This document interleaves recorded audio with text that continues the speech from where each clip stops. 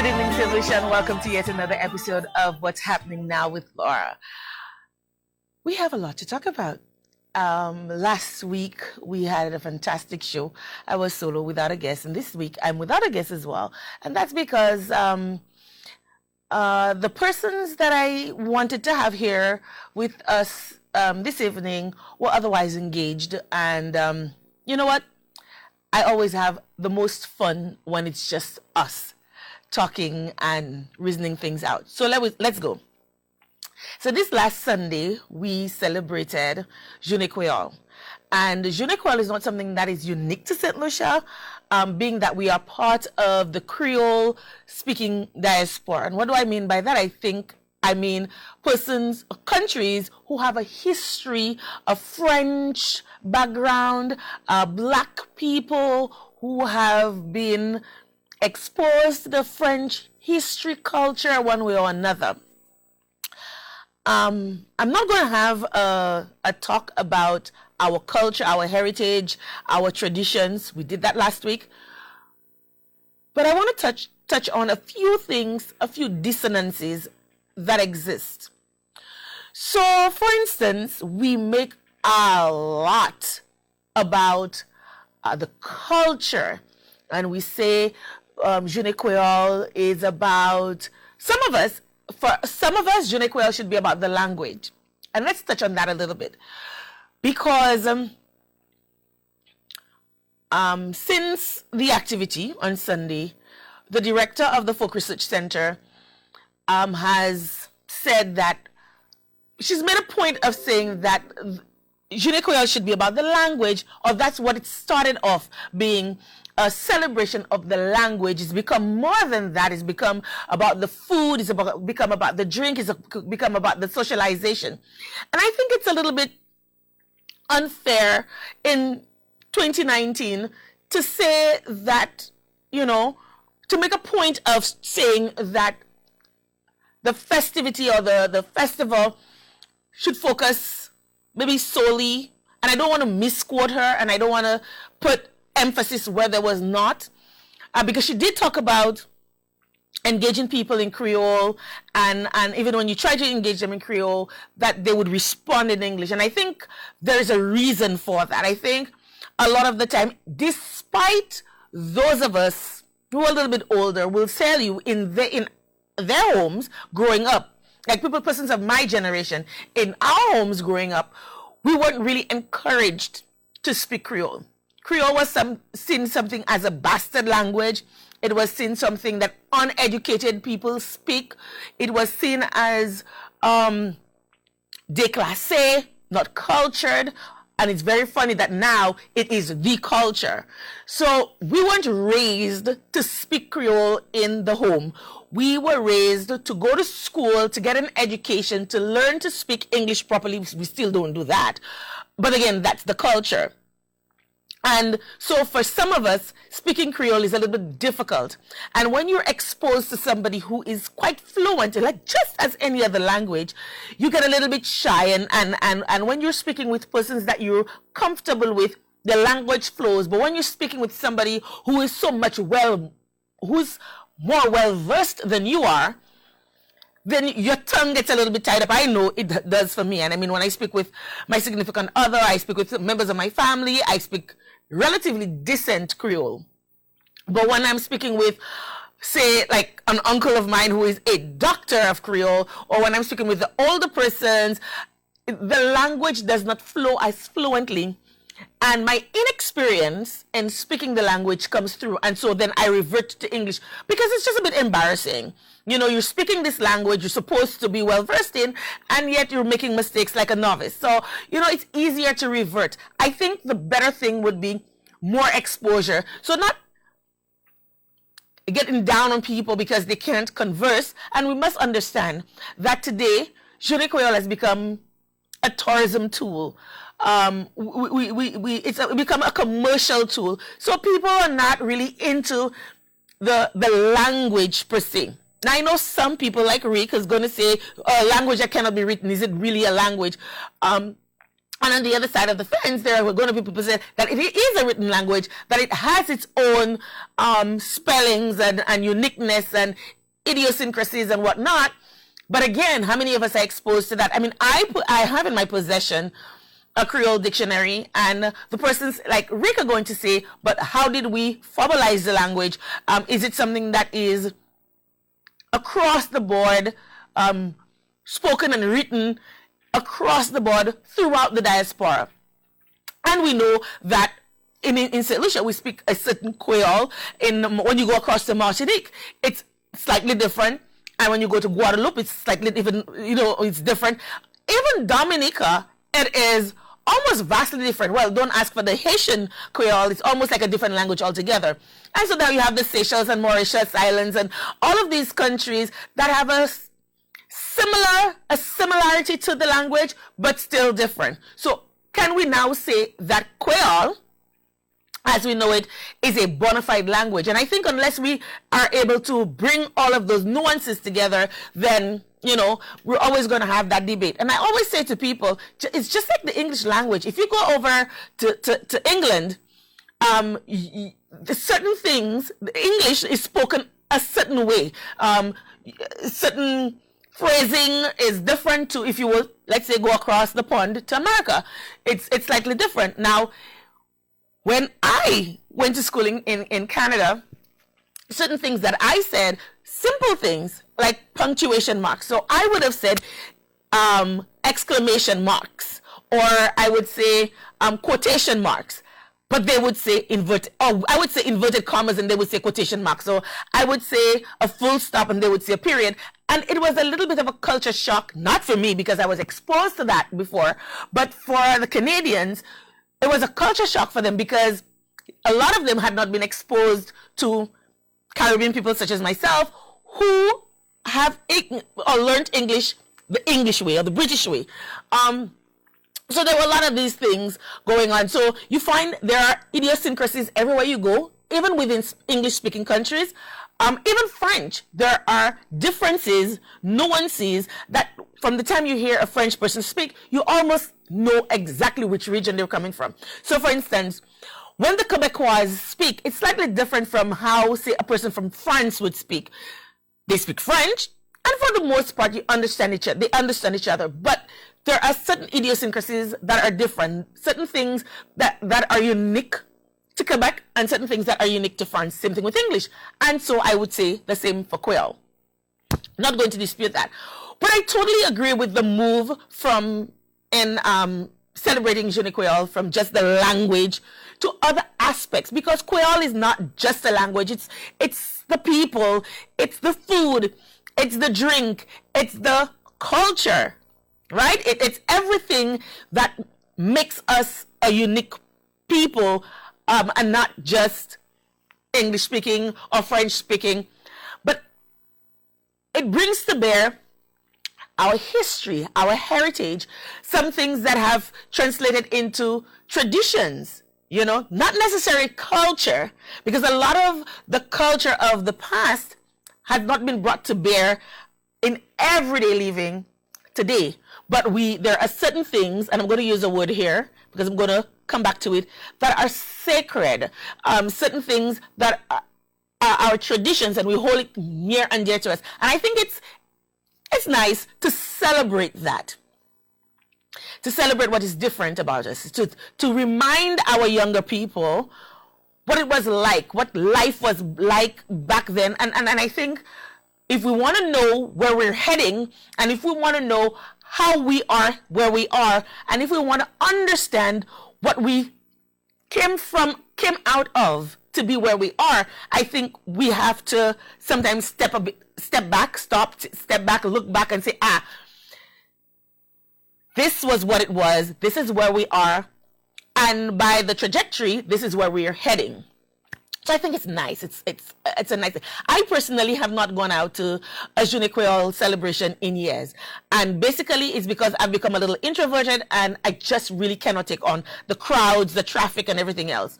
So I basically stay home, and my family and we have our own little Journée Creole celebrations in our yard, and it's absolutely fine and fun for us because we do everything that everybody else would be doing out there at the various venues. We do it at home. The kids love it. We don't have to worry about the little ones getting lost, because I remember one year, my God, when I got home, my legs were kicked with mud, I swear, up to my knees.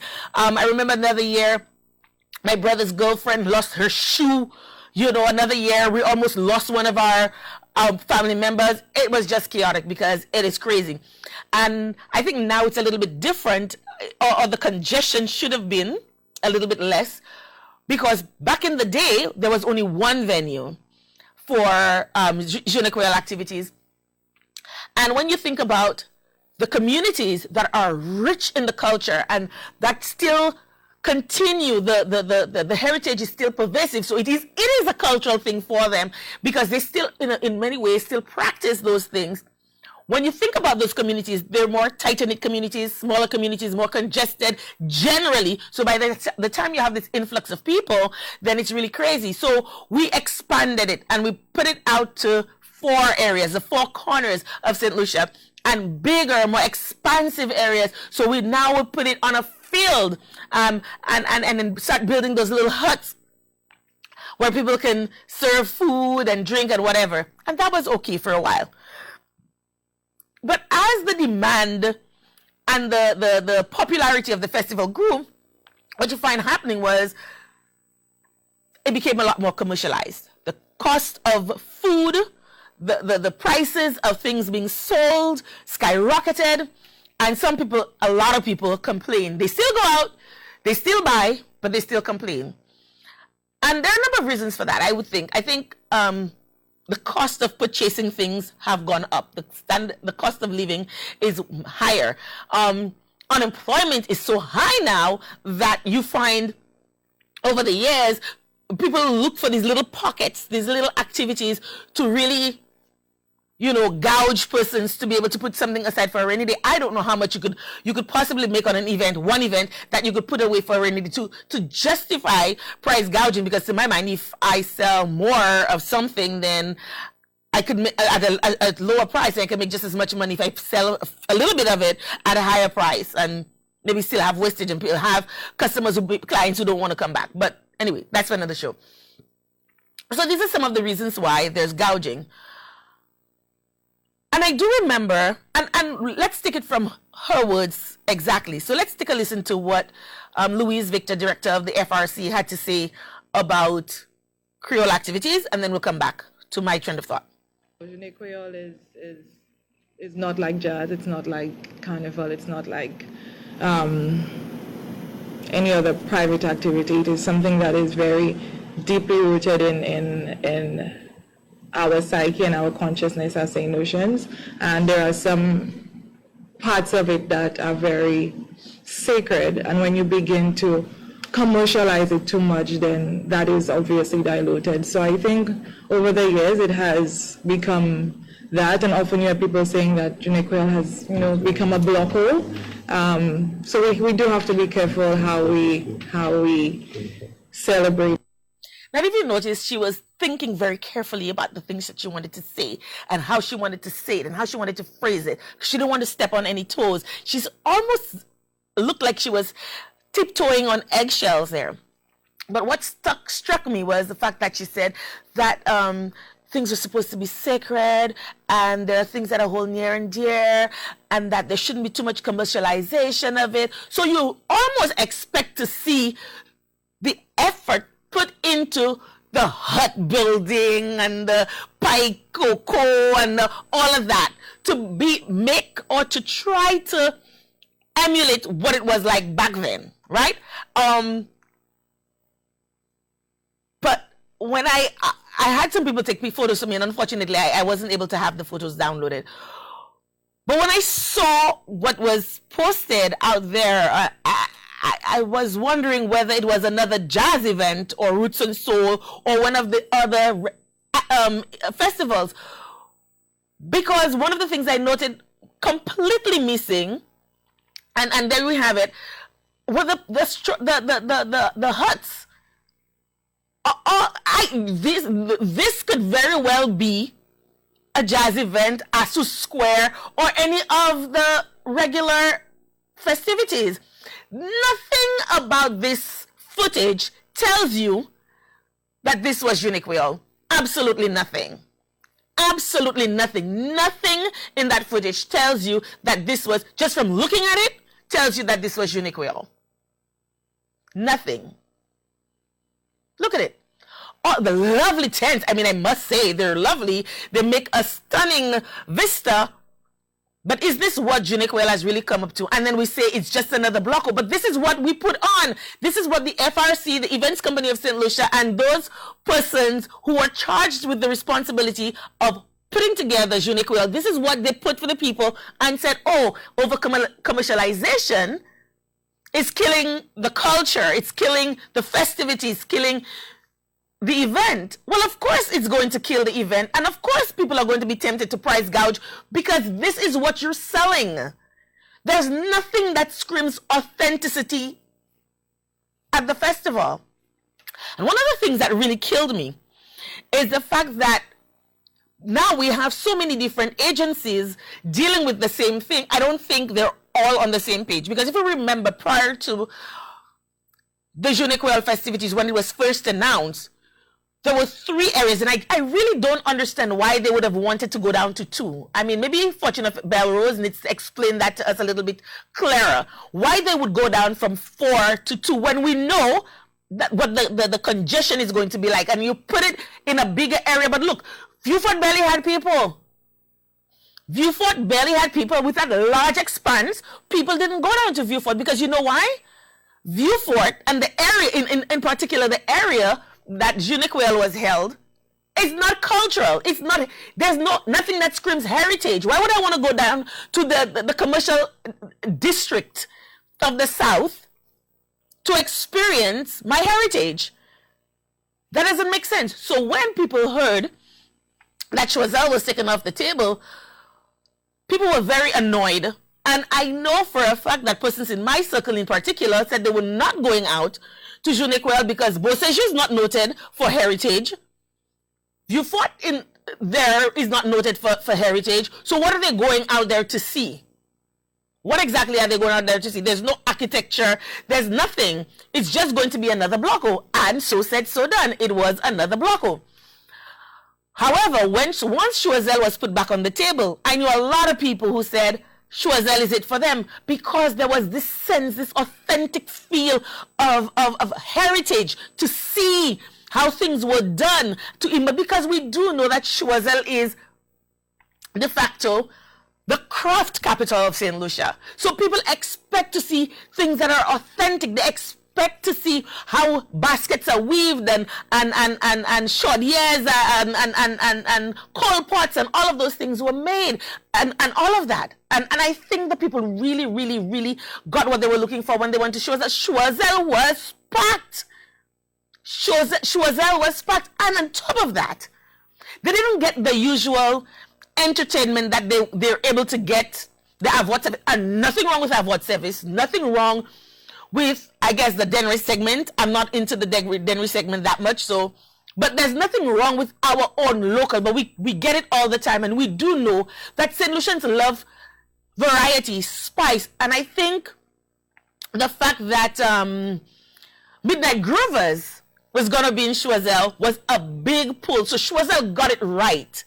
Choiseul had the right mix. They had a little bit of the commercial part, they had a little bit of the local, they had a little bit of the heritage, they had a little bit of everything. And I think that's what drew people down to Choiseul. I'm not sure what Beauséjour was like, but I know that, and anybody who tells me otherwise, after the post-mortem, the full post-mortem, anybody who comes and says it was a success, we know they're lying. We know they're lying. Because even persons from Choiseul, from Vieux Fort, were telling you, whoa, it was like almost like Uniqueal didn't happen in Choiseul, in Vieux Fort. In Vieux Fort. So I'm a little confused as to why you would take it out from 4 and bring it to two locations, knowing full well one of the reasons for dispersing the activity throughout the 4 corners of St. Lucia was to ease the congestion, so that persons could get to the festivities without spending too much time on the road, causing accidents and that kind of thing. You get to your location wherever you wanted to go to within quick time, you enjoy yourself and you go back home. Maybe taking one or two, or the ambitious few would probably try to take in all four. But hey, that's for the ambitious few. But then to take it out from 4 to 3 to 2 didn't make much sense. And the disrespect that was afforded to the people of Choiseul, it's like, okay, yes, you have it, no, you don't, and you just have to deal with it. So bravo to the district rep, Bradley Felix, for standing your ground and insisting that your constituents were going to have their Journée Creole, and they did in fantastic style from what the pictures that I saw, the footage that I got. So bravo for that.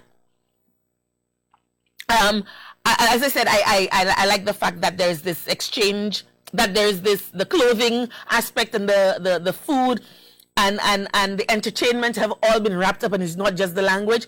But again, as Louis said in another clip, we need to focus more on the language. We need to make sure that more of our people understand and speak it, because even sometimes we have visitors from the neighboring French islands, Martinique, Guadeloupe, Dominica, and it'd be amazing how we, supposed to be Francophone, struggle to communicate with them in Creole. So I think even if we have not gotten to the point where it's taught in schools, I don't know how that would work, and I don't know, I'm not an educator, and I don't know how immersing that in schools is going to happen. It's very difficult right now to immerse a second language, French, Spanish. I mean, I know a lot of students writing French and Spanish at the CXC level and still come out not being bilingual. So maybe if we try with the one that we have, that we speak colloquially or informally, maybe that would help us, but I don't know. But I think we need to be able to speak more. More of us need to be able to communicate more in the language, because there's still quite a few of us left in St. Lucia who do not communicate very strongly in English. They only do so in Creole. So it's important for those of us who are coming, those of us, the younger generation, to be able to communicate with the older generation by being fluent. Because a lot of the times there are simple words, and I hear persons who are supposed to be fluent in Creole make those mistakes too, like changer and changer. Very similar, but with vastly different meanings. One meaning change and the other one meaning remember, and I hear the two being used interchangeably all the time, and it grates on my novice ears, much less on somebody who speaks fluently. But yeah, and I think one of the things that can really help us to really immerse ourselves in the culture, and I say culture because we do that all the time, or we use the words interchangeably, but it's not really the culture, although we're trying to make it part of our culture by speaking more, but our heritage is to maybe have island exchanges. Have island exchanges. So for Journée Creole, we can maybe have a contingency of St. Lucians going across to Dominica coming to St. Lucia, Martinique, Guadeloupe, Maraguada. These kinds of exchanges and prominent in prominent areas, so that persons can appreciate what we have. Because let's face it, some of these other islands are stronger in their Creole heritage than we are in ours.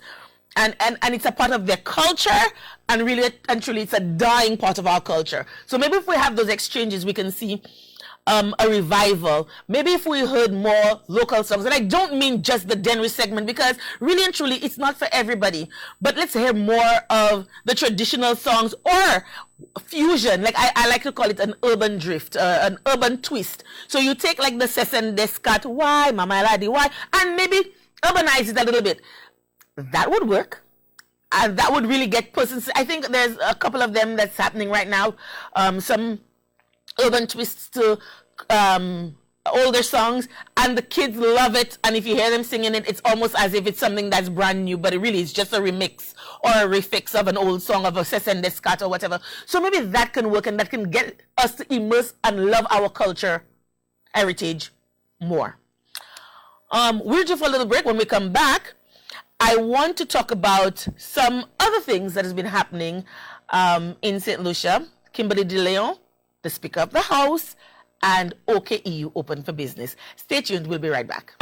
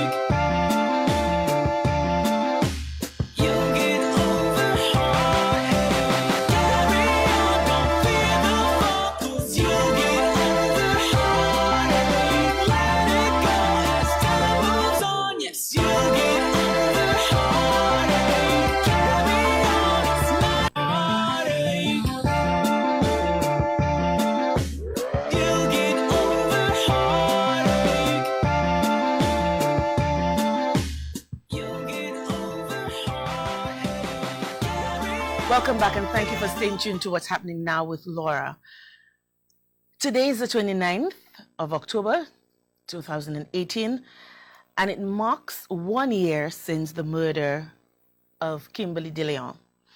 On the 29th of October 2018, residents of the Moan Castries reported to the media to hearing 7 to 10 gunshots.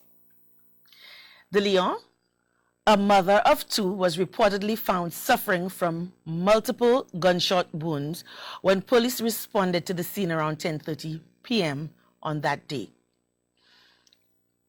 DeLeon, a mother of 2, was reportedly found suffering from multiple gunshot wounds when police responded to the scene around 10:30 p.m. on that date.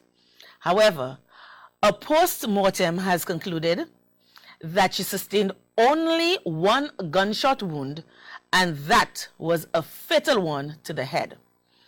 That's according to the information received from official enforcement sources.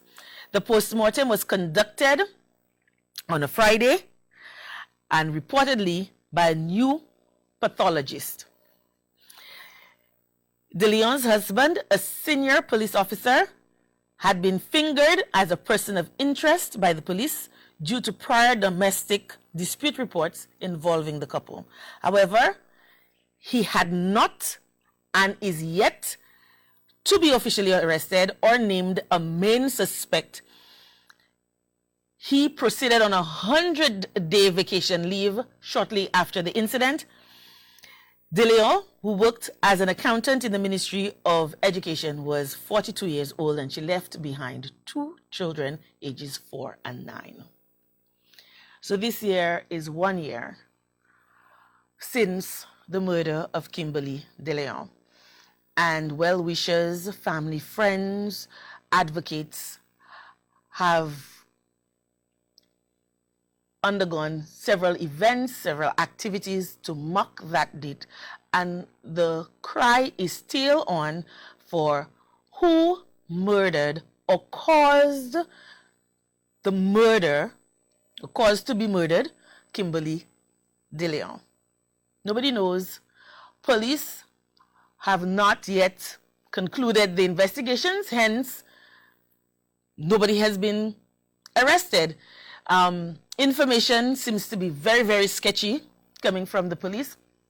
And I say very sketchy because if you remember 1 year ago, almost immediately, not even 12 hours after DeLeon was found murdered in her home, in the home that she shared with her children, who were home at the time, the police commissioner had come out to say that they're, expecting to make an arrest soon, and that they were going to come out and say, give more information later that afternoon. And then it was the next day, and then it was the next week, and then it was nothing and nothing and nothing and nothing and nothing. The husband has seemingly had an airtight alibi, never been arrested, not fingered in any way, and neither has any other persons of interest come forward. And we really want to know, an innocuous person like Kimberly DeLeon, in the comfort or the privacy, the security of her own home, who could have killed her? What was the motive for the killing? Was she robbed? I don't recall that there was any evidence of her being robbed or anything being taken or her kids being roughed up or her being... It was almost an execution style. 1 gunshot wound to the head. However, residents reported hearing 7 to 10 gunshots. Were the gunshots inside the house? Were they done outside the house? Were they just to throw people off the real motive of the real activities going on? Was it the first gunshot which killed her? Was it the one in the middle? Was it the 10th one? What was it? What about this screams, Lifetime movie maybe? We don't know. And the friends and family of Kimberly DeLeon and advocate groups such as Raise Your Voice St. Lucia would really like to know, and I would like to know, because it's very scary. You know, you're a single mom, or, well, she was married, but she's home alone with her kids, and you're not secure. You're not sure what's going on. Like, will you wake up the next day in your own home to see the next day? You know, was it a random thing? Was it a targeted murder? Was it an execution? What was it? And I would really like for the police and others who are in the know to come up with some information, because we were promised information 12 hours, not even 12 hours after Kimberly was murdered. It's a whole year and we still have no resolution. There's still no closure. We still don't know who murdered Kimberly DeLeon. If anybody knows anything, maybe they're scared to say, or I don't know, but we really would like to know what's going on with that case. My heart goes out to the family of Kimberly DeLeon. I really wish that we could find out more and that your pain could be eased. I know the pain will never go away, and I know that because I've had a close family member murdered. It will never go away. You will maybe have some closure. I mean, my family certainly never got closure. And this just seems to be the way of it. I think we're up to 44 murders now. How many of them? I mean, lately we've been having some successes, but are they enough? Are they enough? I mean, when you hear reports like the 3 bandits who committed that robbery in Dennery, armed robbery in Dennery, were out on bail. At least 2 of them were out on bail for similar offenses. Is it that the bail is too low? Is it that lives really don't matter? I mean, in the States, we have this Black Lives Matter movement, but in St. Lucia, it's like no lives matter. We're basically all black, and really and truly, the few visitors and the few Caucasians or other races that we have, they're not discriminated against because they're killed as well. I mean, just ask Oli Gobat's family, just ask the Pratt family, just ask all of these other people who have been murdered who are not black. So lives just don't matter in St. Lucia. Is that what we're saying? Can we continue to blame impacts for what's going on? I mean, and that's another whole kettle of fish that I want to go into this evening, but what really is going on? How is it in a country 238 square miles we cannot detect crime? And why is it that crime is so rampant and so high in St. Lucia? And are we talking about homicides? That's just way too many for 180,000 people?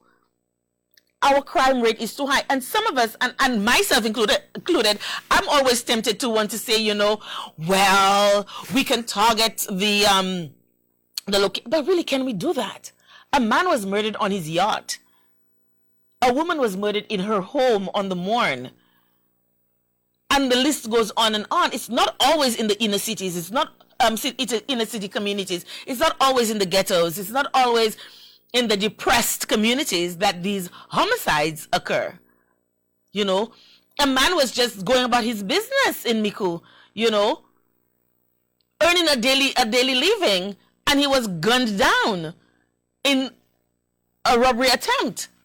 I mean, what exactly? Why is it that our people resort to violence as a first move and not as a no move? I mean, really, why is it that we go to, okay, you desperate, you have a situation and you need some money, you've tried to look for work and the system is just not accommodating you. There's just no work because unemployment is high amongst our youth. So you feel that you're left with no options but to steal. But why go with a deadly weapon? Why be so trigger happy? And the other thing that we like to say is that it's a lot of young people, but when you're 42 and 43 and 45 and 50, you're not young anymore. Gosh darn it, you're middle-aged. So it's not just young people who are committing these brazen crimes. And a lot of the times you find young people are intermingled. So you'd find 40-something-year-olds and a 20-year-old somewhere in there.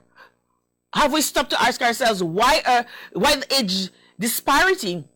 What is a young man of 20 doing hanging out with a 42-year-old? Now, some of you are going to say, oh, blah, blah, blah, friends cross stratas and all of that. Yeah, there are 20-year-olds that I speak with, that I am familiar with, that I reason with. I wouldn't necessarily say they're my friends, they're my cohort, they're my colleague, they're part of my inner circle. They're more people that I mentor, or persons in the community. You saw them as babies. I won't go hanging out with them to say, okay, that's my buddy, that's my. But there are young kids, the 20-year-olds, 18-year-olds, who are looking for that something that they're not getting at home. And we have to ask ourselves, if home is supposed to be where kids are indoctrinated the most outside of school, why is it that they're searching for that something, that belongingness outside of the home with these other persons that they look up to? It's because they provide a family. They provide a home, not just a shelter, but a home. They find kindred spirits with these people. And that is why often than not you find that there are older people committing these crimes and there are younger persons interspersed. It's not just only young people. And I'm not sure if people are thinking, okay, older person is 60, 70. Well, my gosh, darn it. If at 70 you're still committing crimes, something is wrong with you. There's no rehabilitation for you. So when we're talking about younger people, we're not talking about 40 years or even 35, because really youth ends, by the UN, the definition of the UN, youth ends at 35. So at age 35 upward, you're no longer youth. And a lot of these crimes are being committed by, every time you listen to the news, you hear these 3 guys were cornered. 45-year-old so-and-so and 46-year-old so-and-so and 25-year-olds. Like, really? Is that your father? Like, are you this? You understand where I'm going with this? It's just, I think we have a bloated civil service, but I think enough is not being done in terms of research, and this is the year for research and innovation, so we should really be doing a lot of research to be able to be more innovative. We've just celebrated competitiveness through innovation and productivity through innovation and competitiveness. What are we doing? Where's the research? Are we doing any research? And once we've done that research, are we analyzing that research to find out what the root causes of these issues are, and use the root causes, to devise strategies and tactics to solve the problem? We're always hearing about a strategy that is being employed, but we don't know what the strategy is. And as far as we're concerned, we can safely say those strategies don't work, because almost on a weekly basis, we hear of another brazen act, whether it's a robbery, armed robbery, aggravated or robbery gone bad, homicide, whatever. I mean, lately we have been having some successes. I mean, the young man from Denry who was found, and his poor mother, so traumatized, further traumatized by the crime scene investigator who took away the body. I'm glad to hear that somebody was caught in that case, and the police officer from Soufrière, whose son had been murdered, that there are suspects in custody, and the robbery in Denry, that suspects are in custody. And so lately we have, and the serial rapist, young 19-year-old boy, and I say boy with impunity, because he's a boy. You're 19 years old and you're a serial rapist already, has been caught, and so on and so forth. So lately we have been having successes, but is that enough? Is that enough? And I heard a statistic bandied about, and I didn't have time to research to find out, but if it is so, 314 unsolved murders over the years, not good enough. Not good enough. Even though we've been having these successes lately, not good enough. Absolutely not good enough. So, The Speaker of the House has been served. Andy Daniel, Speaker of the House, has been served by Attorney at Law Martinez Francois in the issue dealing with the Assistant Speaker of the House, Deputy Speaker of the House. So there's no Deputy Speaker of the House, and we haven't had one for about 3 years now. And so Martinez Francois just really cannot take it anymore. And that's what we call being proactive. That is what we call about, not just talk shop, not just talk. We have a problem with that, and let's just let it go. So Martinez Francois had enough, and he actually served Andy Daniel at his home on Sunday. And I'm not sure. Andy Daniel says while on his way to Creole celebration, I'm not sure who was going to Journée Creole celebration. Was it Andy or Martinez? And he said, Andy Daniel's home is on the way to Choiseul. Let me just pop in on the way to Vieux-Fort or whatever. Let me just pop in and serve him. But the case is supposed to be called. It's supposed to be heard on the 31st, which I think is Thursday. So we await with bated breath what that will be, whether it's going to be an adjournment or whatever, but we wait with bated breath what the outcome of that is going to be. Andy Daniel has already said that he does not believe, while he understands that there will be times when a Deputy Speaker of the House, the need for a Deputy Speaker of the House could arise, he does not believe that as Speaker of the House that he should halt or suspend the business of the people of the country just because there is no Speaker of the House. And I'm not sure if it was the reporter or Andy Daniel which requoted the part of the Constitution that says if there's no Speaker of the House, then the Parliament will appoint one when it is convenient. I guess it has not been convenient for us to appoint a Speaker of the House. It's been 3 years. We've had 2 Speakers of the House in that time span, and neither of them had the need arise for a Deputy Speaker of the House. So we are waiting with I know I certainly do it with bated breath to follow this momentous occasion. I laugh and it's a little bit salacious, but it's true. I don't think in our history we've had the Speaker of the House taken to task or Parliament taken to task for not having a Speaker of the House. I don't think ever in our history where we've not had a Deputy Speaker of the House instituted or put in place. So it would make for interesting history to see what the outcome of that is. We'll take a quick break again, and when we come back, we'll talk a little bit about whether a business, an institution, or an organization is opened for business if only 1/10 of it is operational. See you on the other side of the break.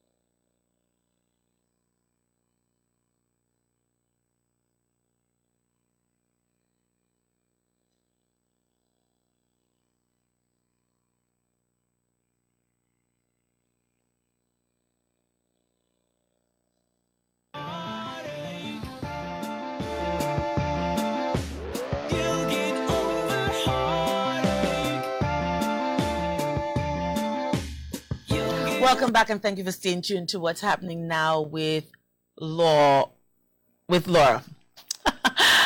I was a little distracted there, and that was because I got a message here, and that was a little funny. Okay, so we have made a lot of hue and cry about the hospitals, neither hospital being commissioned, neither hospital being opened, and we're talking about the St. Jude Hospital that has been for 10 years under construction, pretty much, at maybe 9 years, because I think the first year after the disaster, nothing was really done because I guess monies were being sourced to build, and then there was 9 months under the United Workers Party administration, another 4 years under an SLP administration, and now we've had another 3 years under this United Workers Party administration, and still no St. Jude. I wonder how long does it take to build a hospital? What I do know is that the people of the South in particular, have been given the short end of the stick for this hospital by both administrations, or 3 administrations, because there were two administrations under one party, but it's still 3 administrations. So in 2009, the hospital burned down. In 2010, the hospital was recommencement of rebuilding, or commencement of rebuilding. There was that. 9 months thereafter, we were asked. We were asking for the hospital. There was an election in 2011, change of administration. The hospital continued, but with a lot of changes, a lot of additions here, there, and everywhere. And we were told for at least 3 years, this is the last year that St. Jude will be operating at the Hospitadium, and nothing. Then came 2016. And there was a change of guard. The St. Lucia Labour Party was ousted and put in the United Workers Party. Come to find out that the hospital was still not even close to being completed in 2016, but from 2014-13 thereabouts, we were told that it was very near completion. Last Christmas, that it was going to be that the staff and the patients of St. Jude would be housed at the Hospitadium, and still nothing.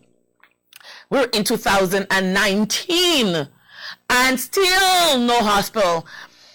And I know that some of you are going to say, oh, you defended the government. Well, of course I defended the government to have a chance to seize, because I always believe when you get into a situation, you have to take stock of what's happening before you can proceed and say, yes, it was a good move. No, it was not a good move. We have to recalibrate. We have to change things around. We are going to have to do other things.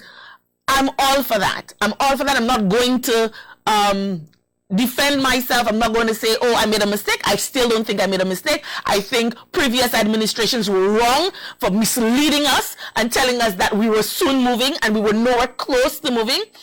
I did support, and I do still support the government for having stopped and taken stock. What I don't agree with, and I do not support, is after you have taken stock, why have we not gotten any information on what you found, and say, okay, this is what we found. We found wastage, we found this, we found that. I mean, what exactly? And now work has recommenced. So work has started again, but we still are no clearer. We still don't know how much work has taken place. We're not sure what's going on. When can we expect to move?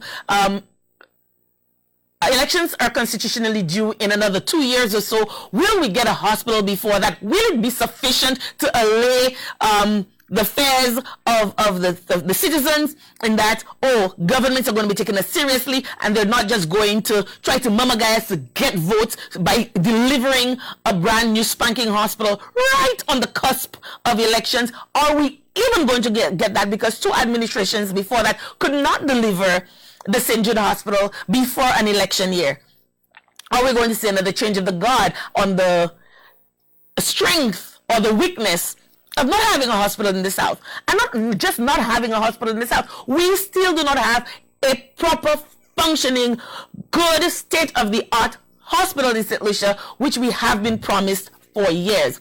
So Nancy Charles says that persons need to, stay in the lane. And I'm just paraphrasing, and these are not her exact words, but, and said that OKEU is actually operational. It's not fair to say that OKEU is not operational.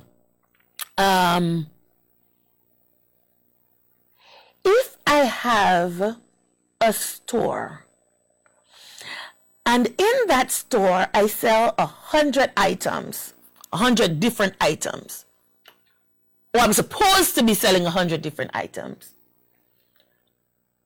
but I'm only selling 2 to 3, maybe let's say 5. Let's say 5 items from a small window in the store. So you can't really come into the store to buy what you need.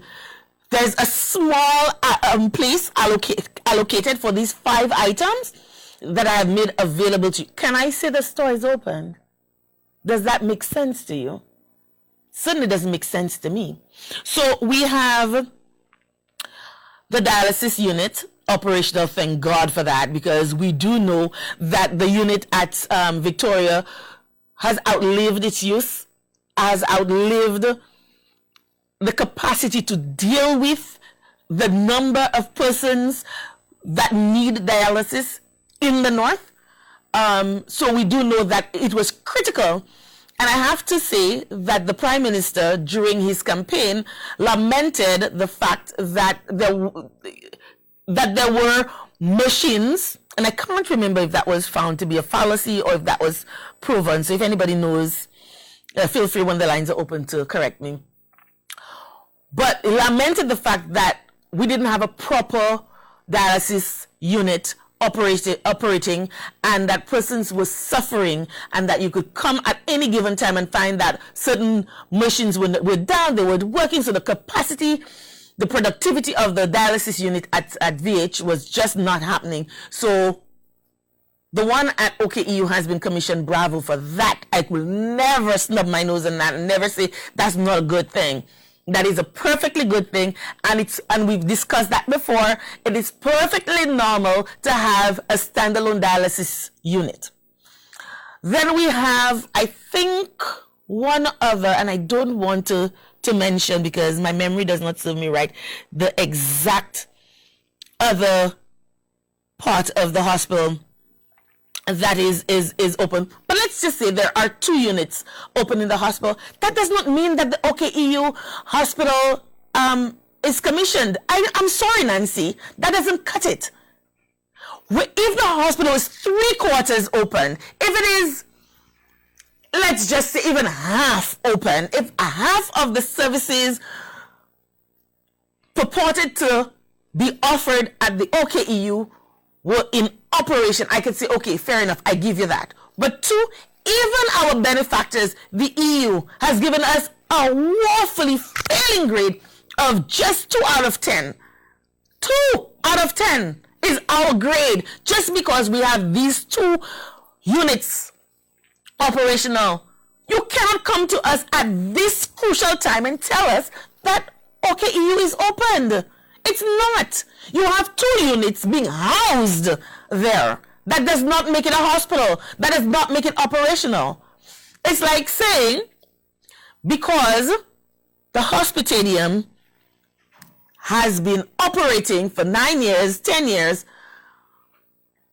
at the hospital, St. Jude has been operating at the hospitalium for 10 years, that makes it a hospital. No, it doesn't make it a hospital.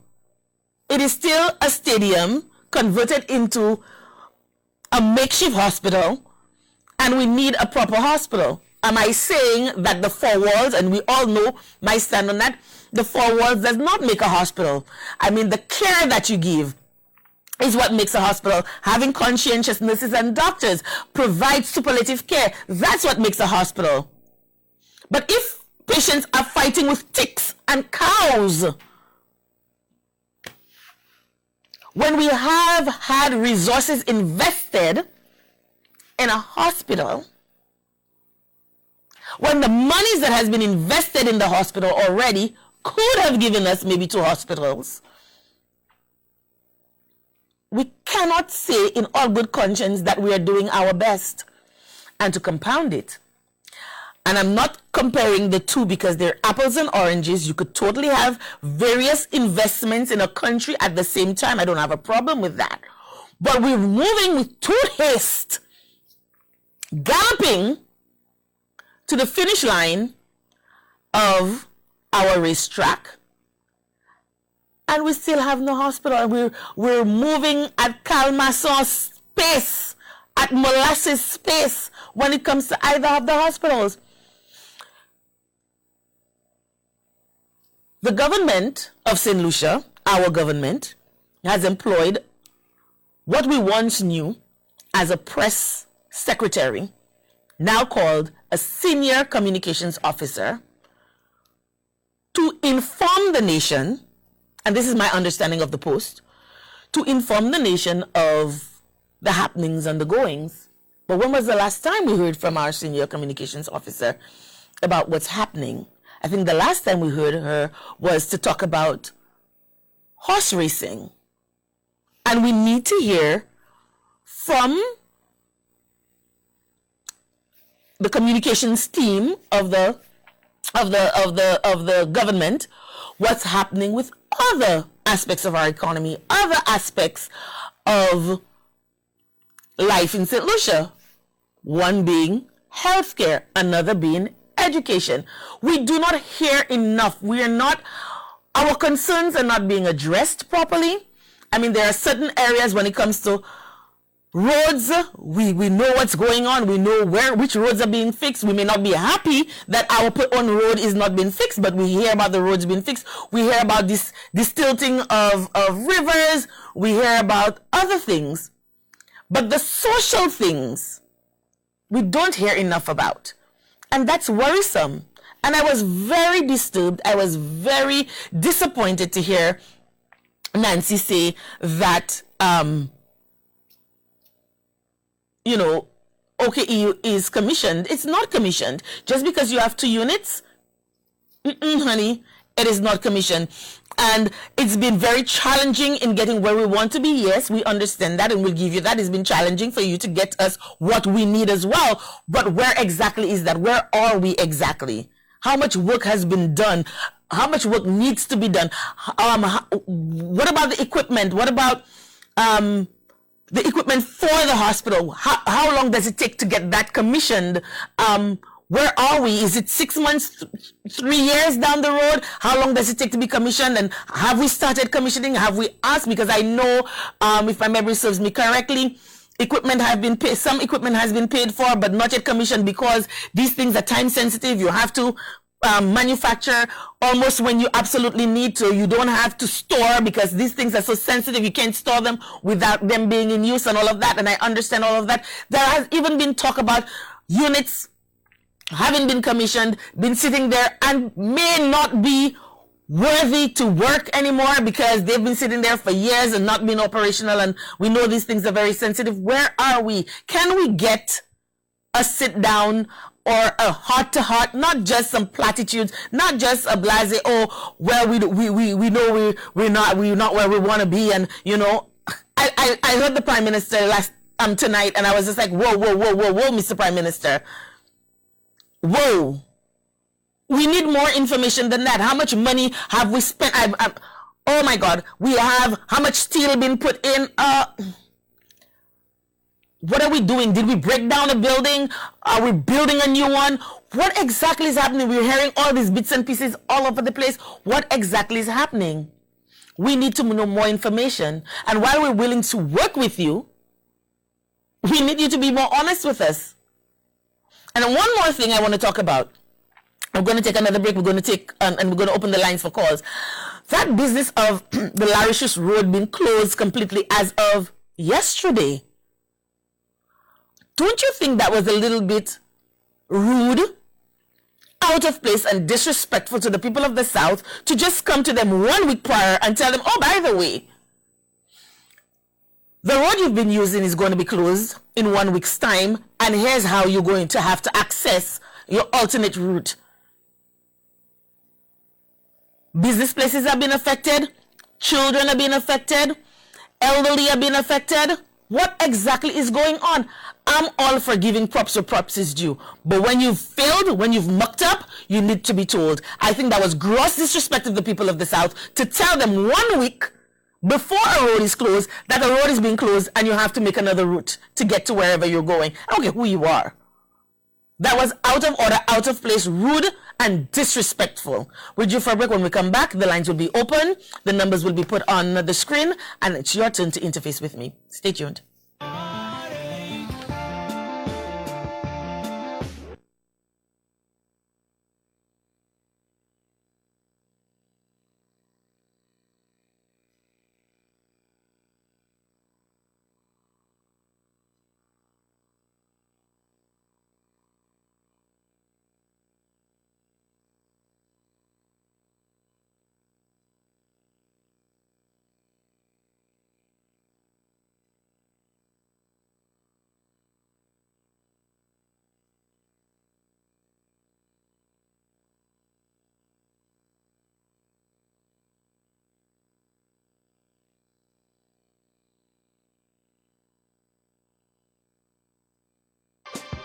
What happens now?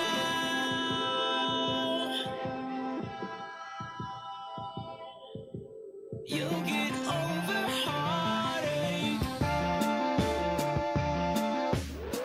Thank you for staying tuned to what's happening now. So, yeah, before the break, I told you that there were two units. I couldn't remember what the second one was. So, one is the dialysis unit and the other is the outpatient unit. And those are the two units that are open at OKEU, and we're told that OKEU is partially commissioned. I don't buy that. That's ridiculous. I reject that. The hospital is closed. We're just making use of a bad, we're trying to ameliorate a bad situation by housing these two units at this hospital, but the hospital is still closed as far as I'm concerned. We also heard that we've been hearing a lot about the privatizing of the hospital to Cayman Health City. So Nancy says that's not true, that they're negotiating a consultancy contract, and by that they mean they will be bringing in professionals because they have the wherewithal and they know how to put in certain structures for hospital management and ensuring continuity. They will be assisting us with our locals who will be hired for the job, teach them, train them so that they can eventually manage the hospital on their own. No one from Cayman Health City will be coming to St. Lucia to run or manage OKEU, and that was from Nancy Charles. Those were her words, not mine. The other thing that she said is that they wanted to have a structure that ensures and those are her exact words. We have a call online. Thank you for calling. You're on the air. Good evening, Laura. Good night. How are you? I'm good, thanks. Okay, Laura. The Jeanette Creole.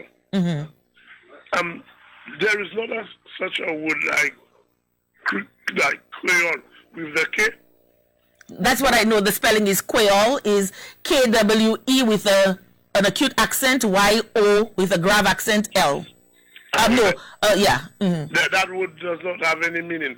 But the Creole with the C, it means different nationalities.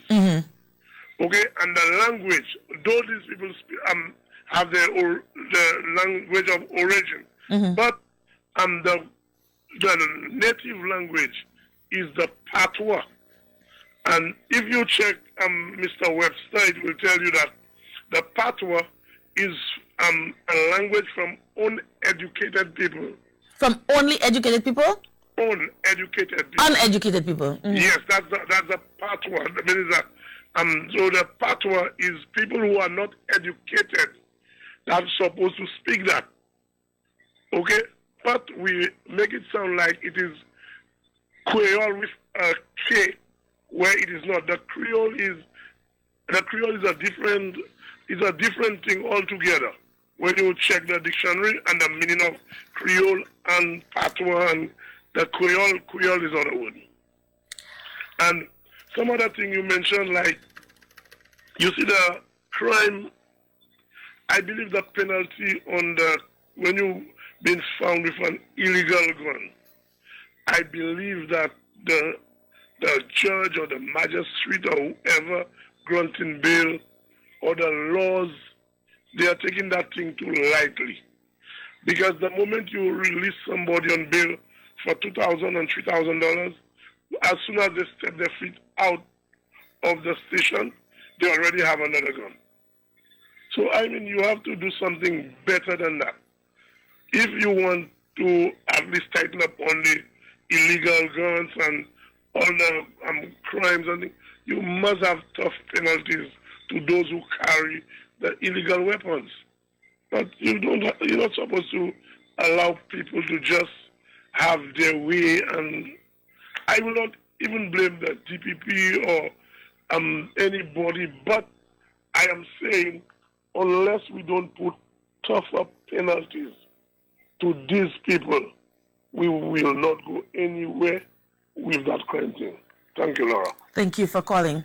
I just want to correct the caller, Creole, and I think where Creole comes from is from the language, from speaking it. So they've, like I said, Creole has not, our Creole is a spoken language, which is that now there is a written aspect to it, and that is how it is spelled because it is pronounced as such. So you will have anglicized words, you'll have francophone words, and that is how it is pronounced, and that's the spelling for Creole. If you Google Creole in the K, you will find it. Now, a Creole is a person of mixed European and black descent, especially in the Caribbean. Patois is a different thing. You could have a Jamaican, how the Jamaicans speak, and we can understand what they said. That is a patois.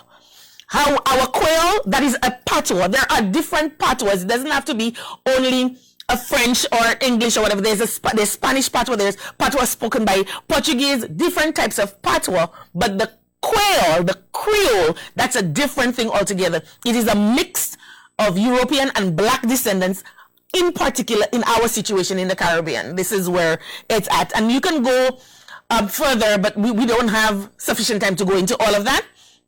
A mother tongue formed from the contact of two languages through an earlier Pidgin stage. So we have Creole, which we speak. Our Creole is from the French and the English and the African and whatever, and we put that together, and that is how we have our Creole. So there's a lot of idiosyncrasies. And you know what? I think at some point I'm going to have to get Dr. Jappier to come in, and that is Dr. Kentry Jappier to come in and give us more of a historical overview of what Creole / Creole is. But it's a whole thing other than not just, there's no such thing as Creole. I think it's just the way it is spelled because of the way it's pronounced. So there's that. But back to the healthcare. But I appreciate your call, and I take it into consideration, and I'm going to, as I said, and have the expert come in and to explain to us where Creole comes from, the Creole with a K and the Creole and all of that, and what the difference is. So back to OKEU. Nancy said that we wanted to have a structure that ensures sustainability and continuity of OKEU and ensures that the hospital can manage itself. As it stands, people are complaining about Victoria Hospital. One of the major issues there at Victoria Hospital is that of money and funding. So the Prime Minister wanted to ensure there was a proper governing structure to ensure there is accountability, there is responsibility and proper maintenance of this new facility and the expensive equipment there. So that was a whole lot of nothing because we've had 3 years to figure this out. So I still don't buy that. I think that is just a lot of hot air. I think, and there's something else that she mentioned about a structure that was put in place prior to this administration coming in. Okay, so we started a partial transition. However, that is the one I really wanted to get to. We started a partial transition. However, because of the legislation that was passed by the previous administration, making OKEU and the Wellness Center a statutory corporation called the Millennium Heights Complex, it meant that there could not be full transition of Victoria Hospital into OKEU in its current structure. It took you 3 years to come out and tell us that we know that it's Millennium Heights Complex. We've known that for a while. But it took you 3 years to tell us that because it is a statutory board that there could not be a seamless transition.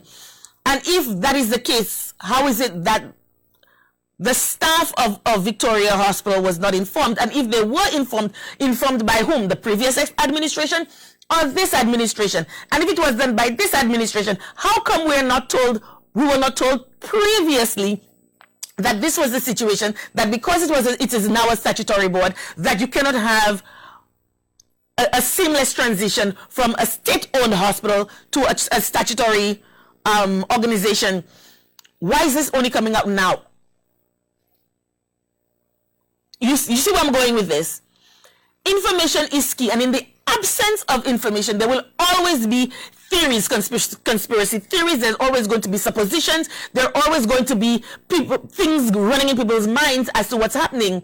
Now that you've come out after 3 years to tell us that this is what it is, do we really buy it? It smells like coffee.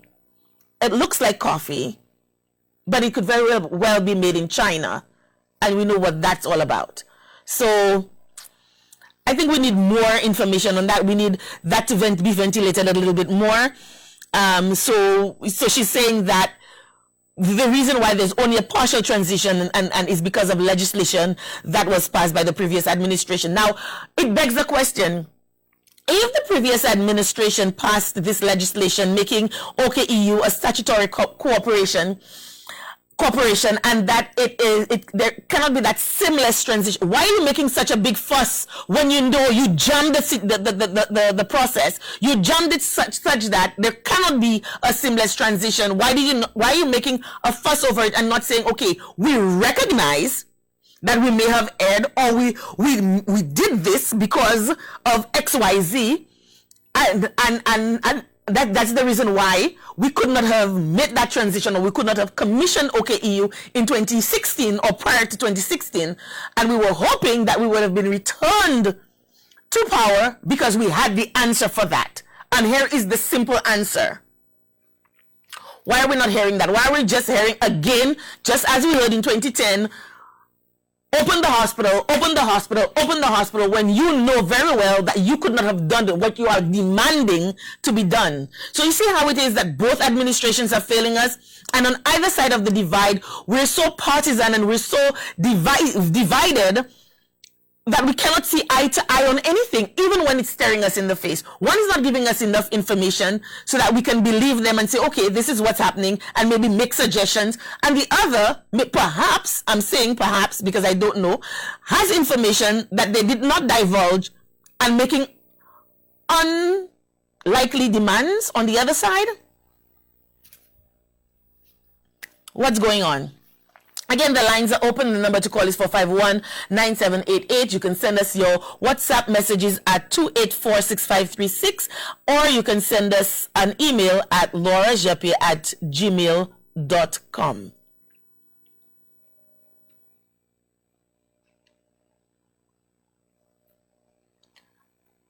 Right. So, what else do we know about the hospital? We don't have any. We don't have any. Now, I got some information, and I maybe should not be biased, and maybe I should read that information. And that is from the United Workers' Party Mobilization Department. Okay? So this is not even from government per se, but it is from the United Workers' Party communications arm. So it says here, the St. Jude Hospital reconstruction project is well underway. As we speak, over 300 tons of steel is being prepared and laid for the foundation of the project. Approximately 60 construction workers are currently employed on the site, and this number will increase significantly as work progresses. That tells me nothing. That tells me major works happening, 300 tons of steel. Do we need that? What is happening? Are we rebuilding? Did we break down the entire hospital and building a new one? We still don't know. 60 construction workers are on site currently, and there is plans to increase that as work progresses. What is the work? We don't know. The St. Jude Hospital reconstruction project will deliver a 90-bed facility that will cater for both inpatient and outpatient services.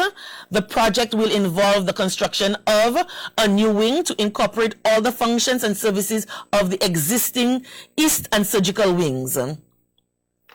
So they're basically rebuilding the hospital. Integration through retrofitting of some existing buildings to achieve a fully functioning hospital to match the services of a level 4 facility, and revision of the internal layout of buildings to be integrated for functional efficacy and compliance to minimum standards. The new wing will comprise interconnected 2-story structures to be erected on the left-hand side of the entrance to the existing site. We're going to have to deal with that all on its own. All on its own. Somebody just sent me some pictures. I can't go through it right now. I can put it up for you to see because we're running out of time. But yeah, so there is a new wing being constructed. Again, we have another wing being constructed. It's a lot of construction. I guess the construction industry is booming right now, or construction workers are really happy because, you know, it's a lot of breaking down and building up. So there's a new wing which will comprise interconnected 2-story structures to be erected on the left-hand side of the entrance to the existing site. So we're going up, and there's going to be a revision of the internal layout of the buildings to be integrated for functional. I, for one, am happy to hear that because I went in there. And let me tell you, a shitey, quainty, office, and nobody could tell me, and anybody who was there at the time could not tell me what these little corner offices and little holes were supposed to be for. So I'm satisfied with that. We have a call online. Thank you for calling. You're on the air. Hello. Hi. You could not have said it any better concerning our Creole festival, and you touched on everything. And it was such a shame. Honestly, I'm ashamed. And director, executive director, they need to do better. And if they cannot do the job, they need to get out because it just cannot continue. Right? It really cannot continue. And as I said, you touched on everything. And I've heard other programs. I listened to other programs today.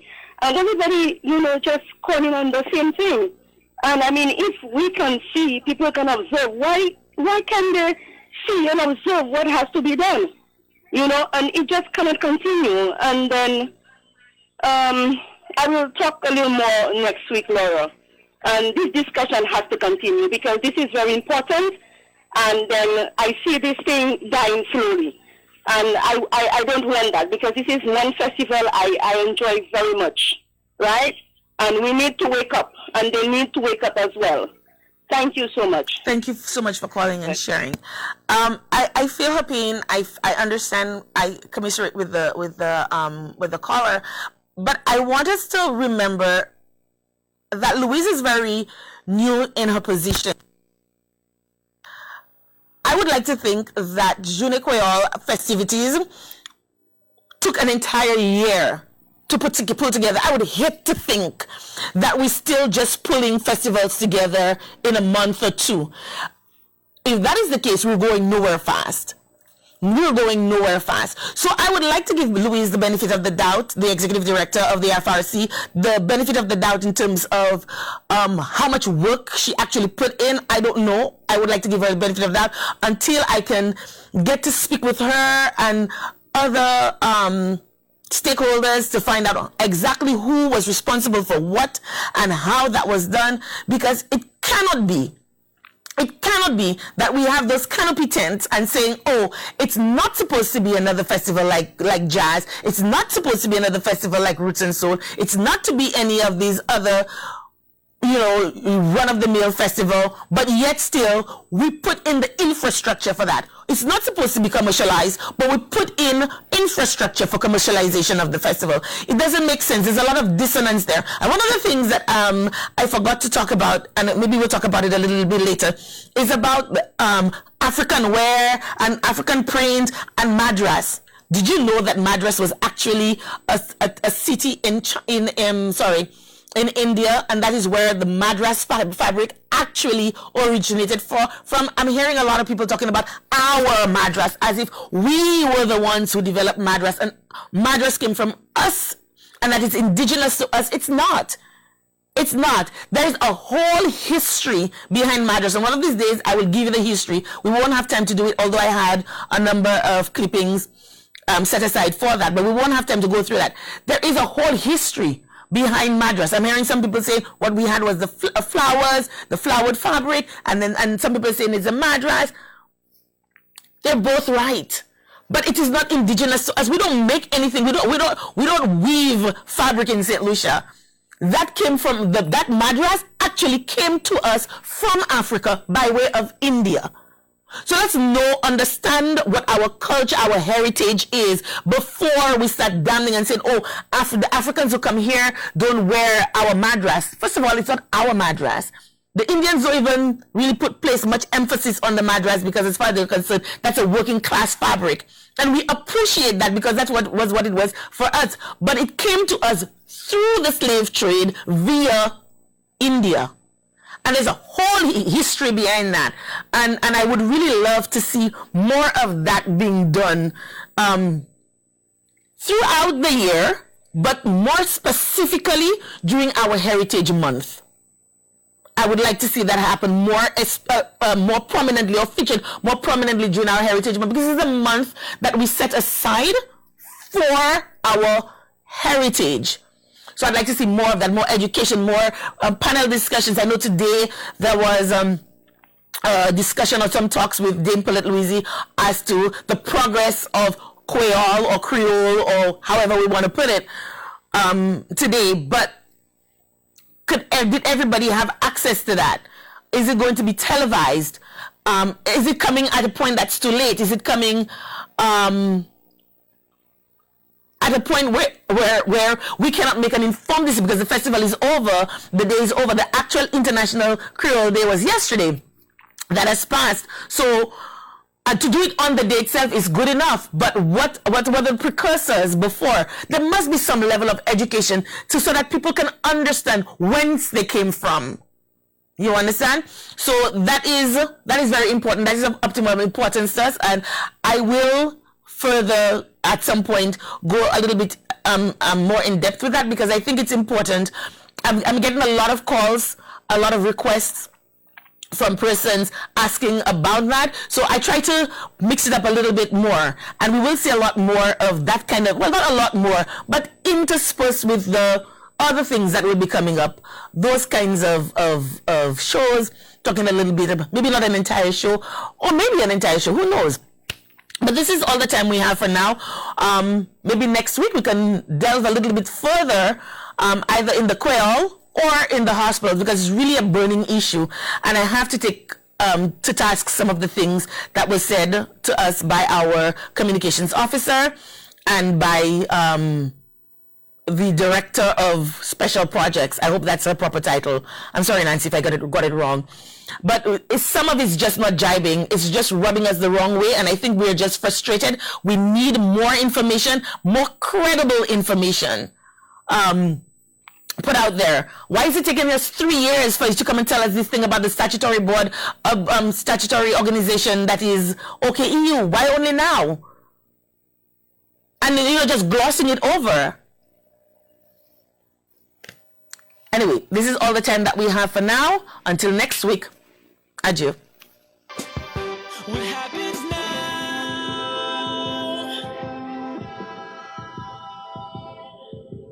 You'll get